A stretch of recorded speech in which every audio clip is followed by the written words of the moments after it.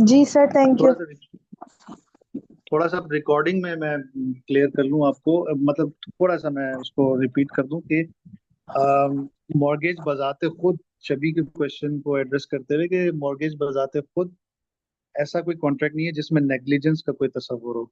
Mortgage होता ही ये है कि आप रहन लेते ही इसलिए हैं कि अगर आगे से डिफॉल्ट करे तो आप उस एसेट को यूटिलाइज करके अपना डेट पूरा करें। ठीक है, इसका कोई ताल्लुक नेग्लिजेंस से नहीं होता। तो ये बुनियादी तौर पर होता ही उकूद मुआवजात के लिए है, जो आपके एक्सचेंज बेस्ड कॉन्ट्रैक्ट्स होते हैं, कंपनसेटरी कॉन्ट्रैक्ट्स उनके लिए होता है। और जो इस तरह के कॉन्ट्रैक्ट्स होते हैं जो कि कंपनसेटरी तो होते हैं, लेकिन उसमें कुछ अमानत का पहलू आता है, जैसे कि लीजिंग है आपका, आपकी एजेंसी एजेंसी वगैरह है, तो उस सूरत में आप को मॉर्गेज लेना जायज़ ही नहीं है, क्योंकि उसमें कोई डेट तो अव्वल तो होता नहीं है। और अगर देखा जाए तो कोई डेट उसमें होता नहीं है, और फिर उसको आप जिम्मेदार नहीं ठहरा सकते किसी भी नुकसान का, किसी भी सूरत में। हाँ, जहां पर उसकी नेग्लिजेंस हो वहां पर आप उठा सकते हैं। अगर आपने इनकेस वहां पर ले लिया तो सिर्फ और सिर्फ वहां पर आप उसकी इग्नोरेंस की सूरत में होने वाले नुकसान को अजाला करेंगे। उसके अलावा जो दीगर जो नुकसानात हैं, जो कि नेचुरली या किसी और वजह से अगर अराइज हो, तो उसके लिए आप ले सकते हैं, अदरवाइज आप नहीं ले सकते। ठीक है, आगे चलते हैं। अगला क्लॉज था, when the mortgage is bankrupt the mortgagee should have the priority over other debtors for getting his debt repaid from the sale value of the mortgage asset। देखिए, जब मॉर्गेजर बैंकरप्ट हो जाए, बैंकरप्ट होने से क्या मुराद है?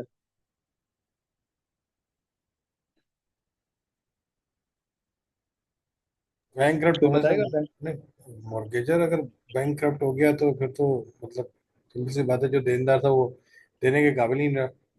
Insolvent हो गया बैंकरप्ट ना होने सर। से क्या मुराद है, ये बताया। इंसॉल्वेंट हो गया सर, वो अपनी इंसॉल्वेंट हो गया। लाइबिलिटीज को पे हो गया। अच्छा असद भाई, ये बताएं, असद कलंदरी साहब हमारे साथ मौजूद हैं, शरई तौर पर इफलास के क्या मानी होता है?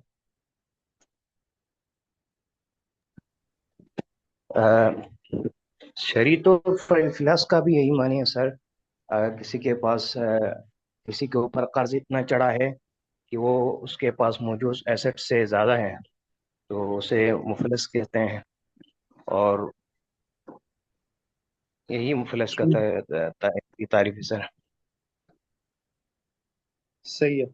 तो ये जो बैंकरप्सी है, बेसिकली इफलास की एक सूरत है जहां पर उसके पास जो डेट्स हैं वो इस कदर चढ़ गए हैं कि उसके पास एसेट्स से या उसके पास जो मौजूद असासे हैं उनसे कहीं ज्यादा उस पर डेट चढ़ा, और उनको पेमेंट पे करने की उसके पास सकत नहीं है।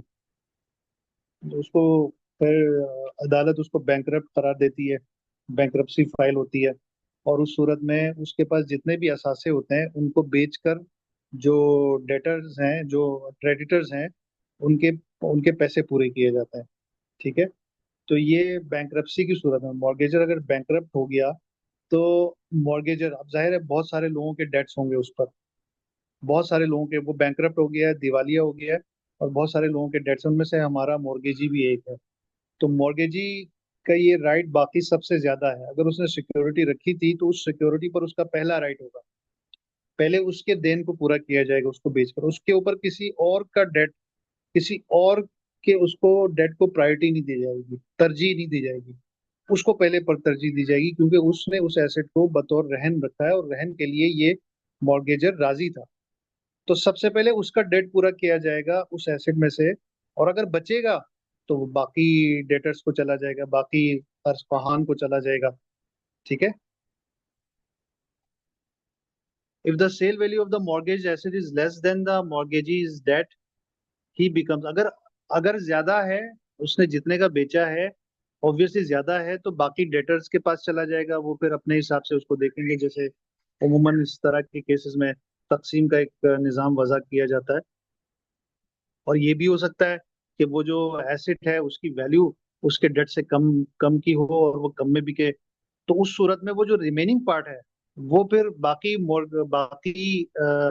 डेटर्स के साथ वो भी शामिल हो जाएगा। यानी जो कि मसलन फर्ज करें कि 1 लाख का डेट था और वो चीज 70,000 की बिकी, तो 70,000 तो वो अपना डेट पूरा कर लेगा, बाकी 30,000 बचे, तो वो 30,000 के लिए बाकी डेटर्स के साथ, बाकी कर्ज ख्वाहान के साथ वो खड़ा हो जाएगा, और वो उसी तरीके से जो कि बाकियों के लिए वजह किया गया है, फिर उसके लिए भी उस तरह से अपना वो डेट को वो पूरा करेगा। आगे वो बात कर रहे हैं मॉर्गेज और फाइनेंशियल पेपर्स एंड सुकूक, कि अगर आप फाइनेंशियल पेपर्स या सुकूक को मॉर्गेज करें तो उसके क्या काम आते हैं। इसमें ये शॉर्टली बात कर रहा है, it is permissible to mortgage the financial papers and sukuks which can be issued and transacted according to शरिया। वो फाइनेंशियल पेपर्स जो कि शरई तौर पर जायज हैं और जो शरई तौर पर ट्रांजैक्टेबल हैं, जिनको ट्रांसफर किया जा सकता है। देखिए एक बात याद रखिएगा, इंशाल्लाह सुकूक्स पर अलग से हमारे स्टैंडर्ड्स हैं, तो हम जब डिस्कस करेंगे तो तफसील से करेंगे, लेकिन हर सुकूक ट्रांसफरेबल नहीं होता, ठीक है। बाद सुकूक ऐसे ऐसे होते हैं जिनको आप परचेज करके बस आप उसकी मेच्योरिटी का इंतजार करते हैं, उसको आप during the course of time, मतलब जब चाहे आप इसको बेचकर कैश हासिल नहीं कर सकते, ठीक है। मसलन फॉर मतलब सर वो एग्जांपल सलम, ट्रेडेबल नहीं हुए। ट्रेडेबल नहीं होता है, जैसे सलम सुकूक होते हैं, मुराबा सुकूक होते हैं, ये ट्रेडेबल नहीं होते, क्योंकि मुराबा सुकूक एक दफा बेच दिया जाए तो फिर वो डेट बन जाता है। मुराबा यू नो कि वो एक डेट बेस्ड इंस्ट्रूमेंट बन जाता है, उसमें जो बायर है उसके ऊपर डेट है, तो डेट को आप बेच नहीं सकते, और आपके सुकूक उस डेट को रिप्रेजेंट करते हैं, लिहाजा आप उसको बेच नहीं सकते। इसी तरह से सलम भी डेट बेस्ड सुकूक होता है, कि जिसमें वो जो सब्जेक्ट मैटर है वो प्रोवाइड करना जिम्मेदारी होती है सेलर की, तो वहां पर भी सुकूक्स ट्रांसफरेबल नहीं होते।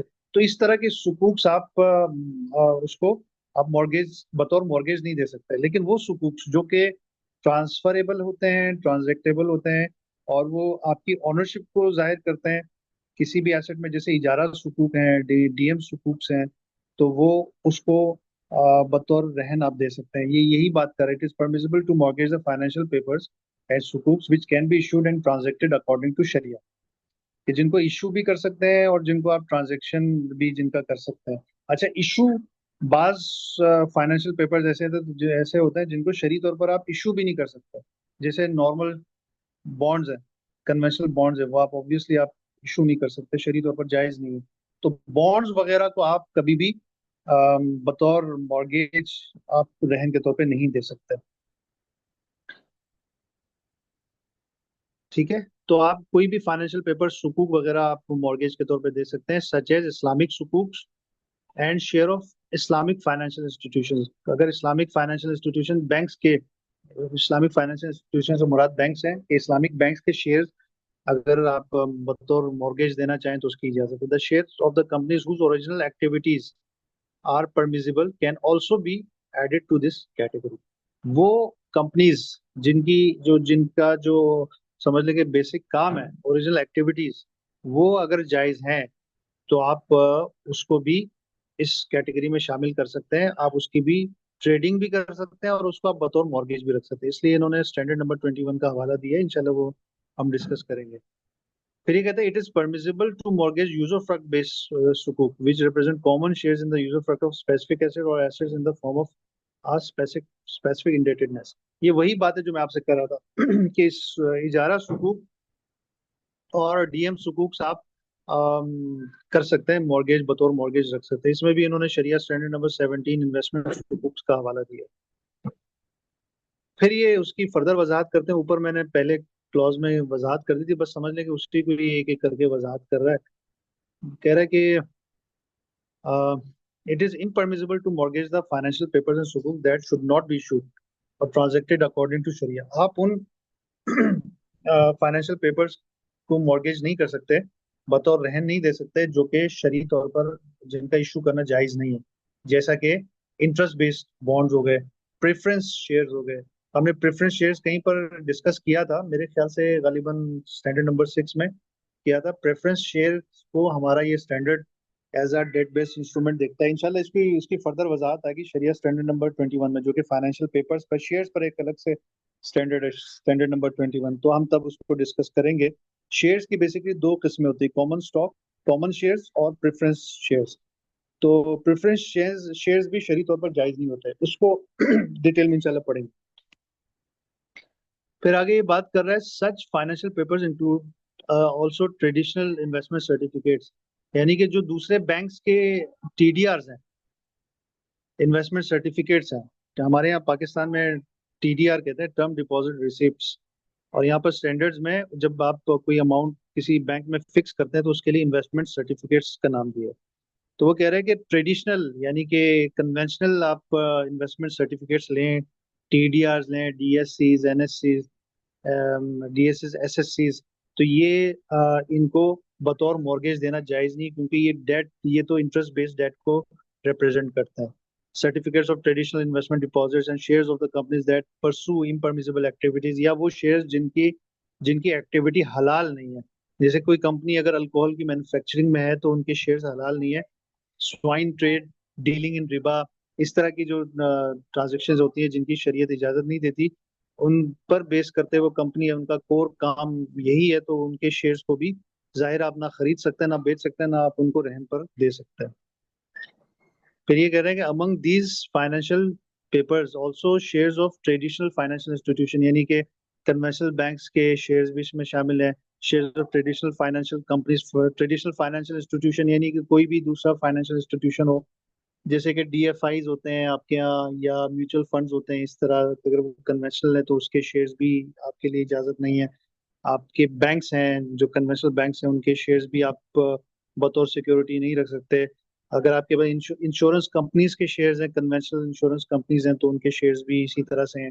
Shares of company which original pursue permissible activity, या ये कि वो कंपनीज जिनका अपना ओरिजिनल काम तो सही है, दुरुस्त है, लेकिन उनके पास रिबा बेस्ड डीलिंग्स प्रीडोमिनेंटली उनका पार्ट है। वैसे वो कंपनी तो शरिया नॉन कंप्लाइंट ट्रांजेक्शंस में इन्वॉल्व, वैसे उनका कोर काम तो नहीं है, लेकिन शरिया नॉन परमिसिबल एक्टिविटीज या रिबा बेस्ड डीलिंग्स में वो इस कदर इन्वॉल्व होते हैं कि अपनी जो भी कैश होता है, जो भी उनके पास सिक्योरिटीज होती है, वो हमेशा कन्वेंशनल सिक्योरिटीज में रखते हैं। फाइनेंसिंग लेते हैं तो वो रिबा बेस्ड फाइनेंसिंग होती है, और कंसिडरेबल उनका पोर्शन है उनके बिजनेस का। तो फिर इस तरह की कंपनीज के भी शेयर्स को इजाजत नहीं दी इन्होंने कि आप उसको बतौर रहन रखें। मेरे ख्याल से सिंपल सी बातें हैं, कोई इसमें ऐसी कोई बात नहीं है। फिर क्लॉज नंबर 5 में वो कहते हैं mortgage of current accounts and cash securities, ये बहुत अहम पॉइंट आ गया। करंट अकाउंट्स और कैश सिक्योरिटीज के मॉर्गेज का क्या हुक्म है। यहाँ पे कहते हैं when a current account is mortgaged for the benefit of the same institution with which it is open, the institution should not use the account unless an agreement is reached between the two parties to transfer the account to. देखिए, वो कहना ये चाह रहा है कि आपके पास अगर करंट अकाउंट्स है और वो कस्टमर आपसे फाइनेंसिंग लेता है, उमूमन क्या करते हैं, आप करंट अकाउंट में लियन मार्क करते हैं, उस अमाउंट से आप ब्लॉक करते हैं, उस अमाउंट को जो कि सिक्योरिटी के तौर पर दिया गया है, आप उससे उस अकाउंट को ब्लॉक करते हैं, या फिर आप लियन मार्क करते हैं। तो वो कह रहा है कि करंट अकाउंट पर लियन मार्क करना दुरुस्त नहीं है। बहुत ही अहम पॉइंट है, करंट अकाउंट पर आप लियन मार्क नहीं कर सकते। ठीक है, इसकी वजह वो बताएगा, बस आप अभी ये ध्यान में रखें कि करंट अकाउंट को लियन मार्क करना या करंट अकाउंट को ब्लॉक करना किसी फाइनेंसिंग के एवज ये जायज नहीं है। हाँ, उस वक्त जायज है कि अगर ये दोनों पार्टीज इस बात पर इत्तेफाक करें कि ये जो लियन मार्क की गई अमाउंट है, या ये बतौर सिक्योरिटी रखी गई अमाउंट है, इसको ट्रांसफर किया जाएगा किसी मुदारिबा बेस्ड अकाउंट में, इन्वेस्टमेंट अकाउंट में। स्टैंडर्ड इसको इन्वेस्टमेंट अकाउंट कहता है। आप यूं समझ लें कि आप जब तक किसी सेविंग अकाउंट में ट्रांसफर नहीं करेंगे तब तक इसको लियन मार्क करना जायज नहीं, यानी करंट अकाउंट पे लियन मार्क नहीं हो सकता। हाँ, उस कस्टमर ने अगर अपना सेविंग अकाउंट खोल लिया और वहां पर वो ट्रांसफर करे तो आप वहां पर आप उसको मार्क करें। इसकी वो वजह बता रहा है, this is so because the institution as a mortgagee has to avoid making free of charge benefit from the mortgage account. आपको पता है कि बैंक में कोई भी अमाउंट पड़ी हो, बैंक उसको यूज करता है। ठीक है, आपने साथ साथ ऊपर ये भी पढ़ा कि अगर आप कोई चीज बतौर रहन किसी के पास रखवाते हैं, बतौर मॉर्गेज किसी के पास रखवाते हैं, तो उसको वो फ्री में यूज करने का राइट नहीं रखता। ये पॉइंट गुजरा है ना ऊपर, कि आप उसको फ्री में यूज नहीं कर सकते। अगर किसी ने आपके पास वो चीज रखवाई है तो वो आपके पास अमानत है, आप उसको यूज नहीं कर सकते, और खुसूसन फ्री में यूज करें ये आपके लिए जायज नहीं है। हाँ, उसकी इजाजत से यूज करें, लेकिन बशर्ते कि आप उसका उजरत मिसल पे करें। ये बात ऊपर गुजर चुकी है, याद है ना आपको? जी बिल्कुल याद है, ये ऊपर हो चुकी बात, बिल्कुल सही। लेकिन तो सर उसमें बिल्कुल ये वही भी तो बात वो लिखा कर था रहे कि अगर जी। जो करंट अकाउंट होल्डर वो अगर आपको मतलब इंस्ट्रक्शन दे के भाई आप मेरा अकाउंट लियन मार्क कर लें तो कर सकते हैं।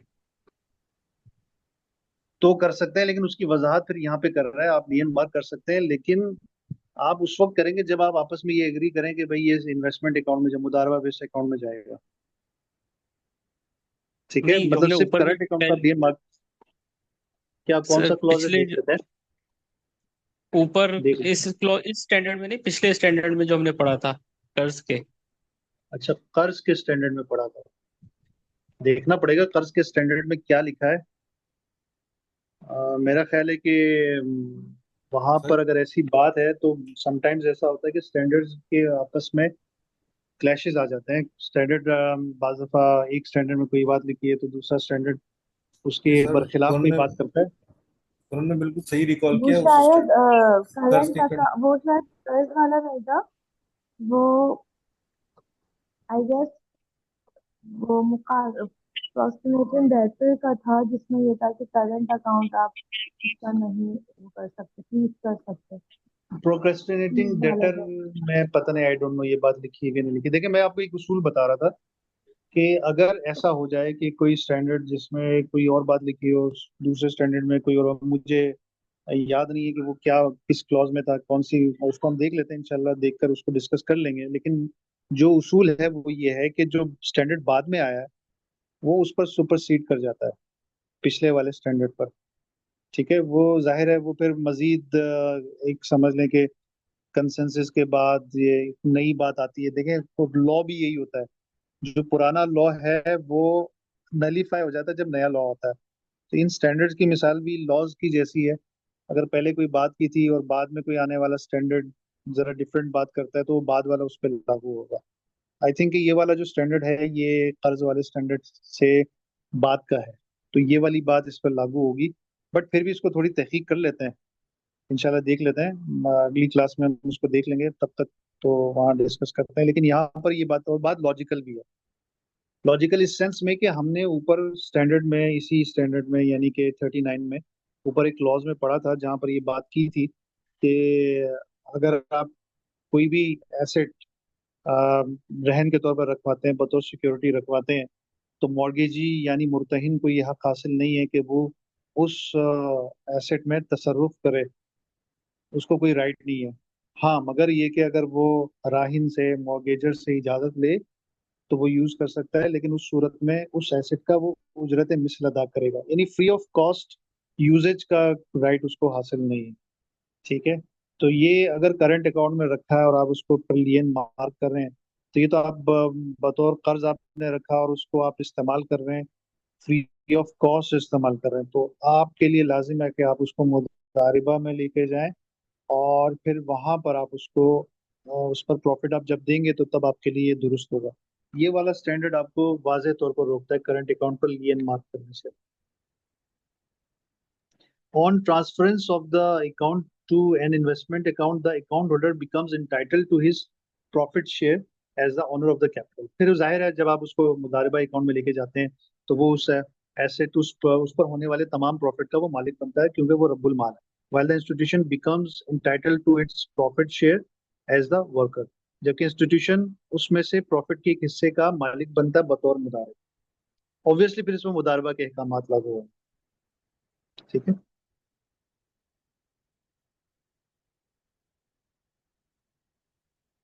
शबी का सवाल है कि कर्ज यूज कर सकते हैं। बिल्कुल आप कर्ज यूज कर सकते हैं। देखिए, आपने कर्ज के उन्वान से तो नहीं लिया ना, बात सुने, आपने वो जो रहन लिया है, आपने रहन के उन्वान से लिया है, उसको कर्ज के उन्वान से नहीं लिया। हाँ, पहले से वो कर्ज में था, बतौर कर्ज था, लेकिन जब उसी को उसने रहन के तौर पे आपको दे दिया, अब रहन के अहकामात उस पर लागू होंगे। रहन में और कर्ज में फर्क है, कर्ज के अहकामात में और रहन रहन में फर्क है। अब जब तक वो कर्ज था तब तक कर्ज के अहकामात लागू हो रहे थे, आप उसको यूज कर सकते थे, लेकिन अब वो रहन बन गया। जब वो रहन बन गया तो उस पर रहन के अहकामात लागू होंगे। ठीक है, आई होप कि क्लियर होगा। मैं स्टैंडर्ड नंबर 18 निकाल रहा हूँ सर बाय द जब वे उर्दू में, ताकि मैं जल्दी से निकाल लूँ वहां पर क्या लिखा है, अभी के अभी क्लियर हो जाए तो अच्छा तो है। सर जब हम सर उसमें लेके स्टैंडर्ड जाएंगे जो कर्ज का मुदारबा में स्टैंडर्ड है लेके ना, वो सेविंग में जी भी कर्ज जी। के लेके जाएंगे तो स्टैंडर्ड। सेविंग में भी तो आपको मॉर्गेज लगेगा। सेविंग से जब जो आप लोन करेंगे सर अब कर्ज भी का किसी ने स्टैंडर्ड तो ये कहता है कि आप अपने जो भी जिससे आपने कर्ज दिया है उसको उसका कर्ज विड्रॉल करने के लिए या वापस आने के लिए आप चीजें जैसे कि डेबिट कार्ड या चेकबुक है वो आप आप फ्री फ्री ऑफ सर्विसेज दे कॉस्ट दे सकते हैं, सकते वो अलग बात हो गई ना। हैं रिलेटेड टू द विड्रॉल। इसमें लियन की बात कहाँ की गई है? सर लियन की मार्क तो नहीं, लियन की मार्क तो गारंटी में की गई है ना। गारंटी में वो ये कहता है कि आप करंट अकाउंट पे लियन मार्क नहीं करेंगे जब तक आपको आपको कस्टमर फ्री हैंड नहीं देता। वो करंट ओके। अकाउंट में गारंटी, जी जी, वो गारंटी के उसके अंदर है कि गारंटी का अच्छा, मैं कर्ज क्लॉज। निकाल के बैठा हुआ तो ये क्लियर हो गई ना कि कर्ज के स्टैंडर्ड में ऐसी कोई बात नहीं है। जी जी, ये तो कर्ज गारंटी के के स्टैंडर्ड स्टैंडर्ड में में है। जी जी, उसमें वो ये गारंटी का कहते हैं स्टैंडर्ड कि निकाल लेते हैं, कोई मसला नहीं है, उसमें भी देख जी जी लेते हैं क्या कह रहा है। एक मिनट जरा रुक जाए, मैं देख लेता जी। सर मुझे लास्ट पॉइंट आपका क्लियर नहीं है। मतलब जब आप उस पे भी मॉर्गेज का हुक्म आ जाएगा चाहे आप सेविंग से आप उसको रहन में लेके जाए तब भी तो उस पे मॉर्गेज का हुक्म आ जाएगा। इन दो में डिफरेंस कीजिए उन्होंने करंट और इन्वेस्टमेंट में क्लियर नहीं है। सर ये है ना, in a credit transaction it is not permitted for the institution to stipulate a right to freeze the customer's current account. हूँ। जी, मैं वहां हाउएवर पहुंचा हुआ था। ये उर्दू उर्दू में जो लिखा है ना वो मैं पढ़ देता हूँ। ये इसमें लिखा है, इदारे के लिए अपने देन के मामला में करंट अकाउंट मुंजमद करने की शर्त लगाना जायज नहीं है। तो कंट्राडिक्शन तो नहीं है, वही वही बात कर रहा है, सेम बात कर रहा है। अलबत्ता अगर अकाउंट होल्डर की ख्वाहिश और पेशकश हो तो करंट अकाउंट को भी मुंजमद किया जा सकता है। हाँ, यहाँ पर ये वाली बात जरा से कंट्राडिक्ट कर रही है कि अगर उसकी ख्वाहिश और पेशकश हो, अगर वो खुद ख्वाहिश करे तो करंट अकाउंट को आप फ्रीज कर सकते हैं। फ्रीज करना यानी कि आप उसको ब्लॉक कर देना कि वो उसको यूज ना करे। तो अब आई डोंट नो, वो शायद फ्रीज करने को जरा अलग ले रहा है या फिर क्या बात है। लेकिन अगर आप उसको उस उसूल से देखें ना तो ये वाला जो स्टैंडर्ड है ये ज्यादा वजाहत के साथ है। वो जो गारंटी वाला स्टैंडर्ड था वो इतनी ज्यादा वजाहत के साथ नहीं था, ना उसका स्कोप है कि वो सारी चीजों को डिटेल में एक्सप्लेन करे। वो तो ये बता रहा है कि आप अपने लोन को सिक्योर कर, अपने डेट को सिक्योर करने के लिए क्या क्या चीजें कर सकते हैं। तो रहन उसका एक पार्ट है। आप अपने फाइनेंस को सिक्योर करने के लिए जो जो काम करते हैं वो सारा का सारा रहन नहीं होता। ठीक है, मसलन आप अपने पोस्ट डेटेड चेक्स ले लिए आपने, तो पोस्ट डेटेड लेकिन सर चेक्स लेना कोई। यहाँ भी तो वो ऑप्शन दे रहा है ना सर कि institution should not use the account unless an agreement is reach between the two parties. अगर वो दो नहीं, लेकिन पार्टियों वो में आगे देखें किस चीज का एग्रीमेंट, किस चीज का एग्रीमेंट आगे तो पढ़े। To an to investment transfer the account. Account to an investment account, हाँ, अगर वो उसको मुजारिबा में लेके जाएं बाहमी इत्तेफाक से तो फिर जायज होगा। ठीक है, खुद करंट अकाउंट में लियन मार्क करने की तो ये इजाजत नहीं दे रहा। बात समझ में आ रही है? या तो ये आप यूं कह लें कि वो जो गारंटी का स्टैंडर्ड है उसने एक जनरल बात की है, उसकी वजाहत यहाँ पे आ रही है। उसने फकत ये कह दी कि उसकी रजामंदी से आप उसके अकाउंट को उतनी मिकदार से फ्रीज कर सकता है। लेकिन यहाँ पर उसने वजाहत कर दी कि फ्रीज ऐसे नहीं होगा, करंट अकाउंट में नहीं होगा, इसको आप सेविंग में लेके जाएंगे तो फिर इसकी इजाजत होगी, यानी आप सर फ्रीज यहाँ कर पे सकते हैं। मैं जो यहाँ समझ रहा हूँ ये है कि वो अहकामात जो हैं वो गारंटी के हैं और वो डेट को सिक्योर करने के लिए, और ठीक है, डेट को सिक्योर करने के लिए हैं। और यहाँ पर जो अहकाम हो रहा है वो रहन के अहकामात हैं, मॉर्गेज के एग्जैक्टली अहकामात। ये थोड़ा सा फर्क है। exactly. ये जो नहीं, जो लेकिन बात तो दोनों में देखें, नहीं, बात दोनों में नान भाई, देखें सर, बात दोनों में सेम ठीक है, है, सेम ही है। बात सेम है, लेकिन तो आप ये सर देखें कि गारंटी में भी तो आप, गारंटी में भी अगर करंट अकाउंट में आप कुछ लिए नहीं मार्क कर रहे हैं ना सर, कोई अमाउंट से उसको सिक्योर कर सर रहे तो वो रहे नहीं है, वो रहे देखिए नहीं। वो कंडीशन वही है, देखें, लेकिन ये अहकामात में मैं जो समझ रहा हूँ ना, जो मुझे समझ आ रही है कि देखें, वो मामला है गारंटी के और ये है रहन रखने के। दोनों अलग अलग काइंड हैं अपने डेट को सिक्योर करने का तरीका। आप रहन रख के कर लें या आप गारंटी ले लें, ठीक है। नहीं अदनान तो भाई एक चीज अदा क्लियर कर लें, एक चीज क्लियर कर लें कि गारंटी भी रहन same is to part mortgage of है। रहन is guarantee part sir. Of guarantee. जी जी। जी रहन गारंटी लेकिन इज तो सर ये पार्ट ऑफ, वो लेकिन सर गारंटी इसका से फॉर्म, मुराद हाँ मैं तो इसकी जो तो ये वो जो जिसकी वहां पर जो जस्टिफिकेशन। बात कर रहे हैं ना, जी। स्टैंडर्ड नंबर 4 में जो बात कर रहा है वो गारंटी की, ये वाला जो क्लॉज है वो गारंटी की ही बात कर रहा है। सॉरी, ये बात कर रहा है इसी रहन यानी अकाउंट किसी अमाउंट को बतौर सिक्योरिटी अपने पास होल्ड करने की बात कर रहे हैं, यानी दोनों ही की बात कर रहे हैं। हाँ, मेन जो स्टैंडर्ड है वो एक जनरल स्टैंडर्ड है, स्टैंडर्ड नंबर 4, ये स्पेसिफिक स्टैंडर्ड है। ठीक है, बात दोनों की सेम है, लेकिन ये स्टैंडर्ड चूंकि वजाहत के साथ है, उसमें फकत ये कह दिया कि भाई दोनों की रजामंदी, इससे आगे बात नहीं करा। लेकिन ये देखा ना कितनी वजाहत के साथ ये बात की गई, वहां पे बस 2 जुमलों में बात खत्म कर दी उन्होंने, यहाँ पर वजाहत की गई है। तो आप ये समझ लें कि उसी की वजाहत है ये। हाँ, अगर आपको कंट्राडिक्शन लग रही है तो ऐसा होता है, कंट्राडिक्शंस होती हैं, बट कंट्राडिक्शंस को फिर ये उसूल उसके लिए वजह किया जाता है, ये भी बहुत ही ज्यादा लॉजिकल सा एक उसूल होता है कि जो हुक्म बाद में आता है वो हुक्म, इवन आप हदीस में भी आप देखें, अहादीस में भी बाज दफा तारुज होता है, बाज दफा नहीं, बहुत सारे केसेस में खुद हदीस के अल्फाज में समटाइम्स डिफरेंस होता है। तो फिर उसमें फिर ये उसूल होता है कि जो हुक्म बाद में आया तो इसका मतलब पिछले हुक्म को वो मनसूख कर रहा है। आप इवन कुरान में भी देखें तो बहुत सारी आयत ऐसी हैं जिसमें कुछ और हुक्म दिया गया और कुरान में दूसरी आयतों में कुछ और हुक्म दिया गया। तो उस पर भी उलमा इसके कायल हैं, इसमें नासिख व मनसूख होता है कि जो हुक्म बाद में आ रहा है वो पिछले वाली को मनसूख कर देता है। तो वही उसूल यहाँ पर भी लागू है कि जो, अगर आपको कोई इख्तलाफ नजर आ रहा है स्टैंडर्ड में, तो जो स्टैंडर्ड बाद में इशू हुआ है वो दूसरे पर सुपरसीड कर जाएगा। ठीक है, आगे चलते हैं, सिर्फ 10 मिनट रह गए हैं तो आई थिंक कि हमें ये खत्म करना है, इसलिए थोड़ा सा ना अब हमें इससे आगे निकलना है और ये जरा जल्दी से खत्म करना है। Mortgage of investment units and investment account. Investment units और इन्वेस्टमेंट अकाउंट से मुराद वो म्यूचुअल फंड्स आप कह लें, मिसाल है म्यूचुअल फंड्स की मिसाल है, वो मुराद है। The institution can accept mortgage in the form of investment units in Islamic investment funds. जैसे म्यूचुअल फंड्स होते हैं जिसमें मुख्तलिफ इन्वेस्टमेंट फंड्स होते हैं, उसमें आपको पता है स्टॉक बेस्ड होते हैं, कुछ मनी मार्केट बेस्ड फंड होते हैं, मुख्तलिफ फंड्स होते हैं। तो वो कह रहा है कि उनको अगर आप मॉर्गेज करना चाहें उन यूनिट्स को तो ये आपके लिए जायज़ है, क्योंकि वो शरिया कंप्लाइंट है इसलिए जायज़ है, इस्लामिक इन्वेस्टमेंट फंड्स के हैं। In this case the institution as a mortgagee can suspend the right of the client to get back और ड्रॉ फ्रॉम द अकाउंट। उस सूरत में बैंक या जो इंस्टीट्यूशन है वो बतौर मॉर्गेजी उसको, मतलब उसका जो राइट है उसको वापस लेने का या विड्रॉ करने का वो इख्तियार उसे सल्ब कर सकते हैं, क्योंकि उसने बतौर सिक्योरिटी दी है। तो अगर उसको इजाजत दे दी जाएगी तो वो तो उसको इस्तेमाल करता है, वो वापस ले लेगा, इन कैश कर देगा। तो आपने चूंकि बतौर सिक्योरिटी रखना है तो उससे आप उस विड्रॉ करने का राइट, जैसे आप अपने यहाँ लियन मार्क करते हैं तो फिर कस्टमर के पास से उसको विड्रॉ करने का राइट खत्म हो जाता है, फ्रीज कर देते हैं या उसका अकाउंट आप ब्लॉक कर देते हैं, तो फिर उसको इस्तेमाल करने का राइट नहीं रहता। तो इस तरह से आप यहाँ पर भी यही करेंगे। फिर ये आगे कहते हैं the income and growth earn by the units. अगर आपने इस तरह के यूनिट्स को बतौर सिक्योरिटी रखा है तो उस पर जो मुनाफा होगा वो भी प्रिंसिपल के ताबे होगा, वो भी यूनिट्स के ताबे होगा। अगर कोई मुनाफा आया है तो मुनाफा भी बतौर रहन करार पाएगा, बतौर सिक्योरिटी करार पाएगा। ठीक है, वो मुनाफा भी बतौर सिक्योरिटी होगा।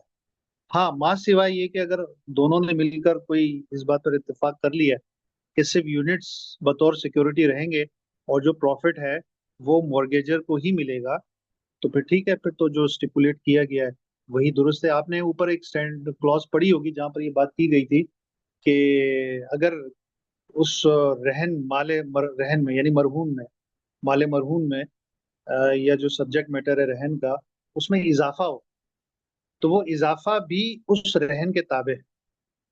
अगर आपने बकरियां बतौर रहन रखवाई हैं तो उससे हासिल होने वाला दूध भी, या उससे अगर वो बच्चा पैदा हो तो वो बच्चा भी उसके माँ के साथ ताबे होगा, वो भी रहन में शुमार होगा, मगर ये कि कोई और बात उन दोनों के दरमियान तय हुई हो कि ये जो भी इजाफा होगा ये मॉर्गेजर का होगा, तो फिर वो उसूल उस पर लागू होगा। नॉर्मली तो यही सर उसूल सेम एज इट इज यहाँ पर भी।